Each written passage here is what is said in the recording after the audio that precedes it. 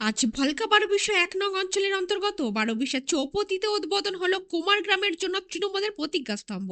উপস্থিত ছিলেন প্রার্থী রাজীব তির্কি, ব্লক সভাপতি সুদয় নার্জিনারি, অঞ্চল সভাপতি কৌশিক দাস, যুব সভাপতি চিরঞ্জিত সাত্য সহ অন্যান্য জেলা, ব্লক এবং অঞ্চলের নেতৃত্ববৃন্দরা। অনুষ্ঠানে প্রার্থী রাজীব তির্কি আসন্ন বিধানসভা নির্বাচনের নিরিখে তৃণমূল কংগ্রেসের তরফ থেকে প্রধান ১০টি কাজের কথা তুলে ধরেন এবং তা সফলতার সঙ্গে সম্পন্ন করার প্রতিজ্ঞা গ্রহণ করেন। লিস্ট করা হয়েছে।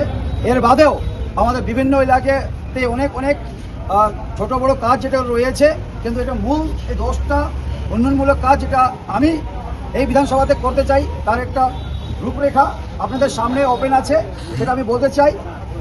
নাম্বার 1 যেটা আছে আমাদের একটা ধওলাঝড়া টি স্টেটে অনেক পাট্টাগুলো বাকি রয়েছে, সে পাট্টাগুলোকে সার্ভে করার একটা প্রোগ্রাম আমাদের চলছে, সেটা ইলেকশন পরে শুরু হয়ে যাবে।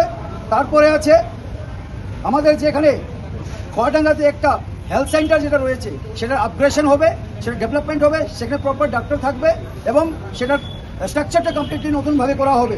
তারপরে যেটা রয়েছে আমাদের ১২ 1GPতে একটি হেলথ সেন্টার যেটা রয়েছে আমাদের লাল স্কুলে, সেটাও আপগ্রেডেশন হয়ে ওখানে 6 বেডের পার্মানেন্ট ডক্টর থাকার একটা ওখানে কর্মসূচি যেটা নেওয়া হয়েছে আমাদের দলীয়ভাবে, এবং এটা অলরেডি একটা প্রসেসে করা হয়েছে।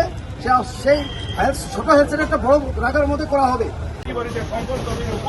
একটি বাঁধ নির্মাণ করা হবে কুমাগ্রাম গ্রাম পঞ্চায়েতে। সংকট রোধের প্রতি বছরে সেখানটায় যখন এই বন্যা হয়, বর্ষাকালে প্লাবিত হয়, সেই এলাকা বাঁধের ব্যবস্থা আমাদের আগামী দিনে আমাদের যিনি বিধায়ক হতে যাচ্ছেন রাজীব কুমার তির্কি মহাশয়, উনি সেই কাজটাও করা হবে। তাই আমি কুমাগ্রাম বিধানসভা এলাকার বাসীদের কাছে অনুরোধ রাখবো, আমরা যে 2021 সালে যে ভুলটা করেছিলাম, এখানকার বিজেপির প্রতিদ্বন্দ্বী মনোজ কুমার উরাওকে আপনারা জিতিয়েছিলেন।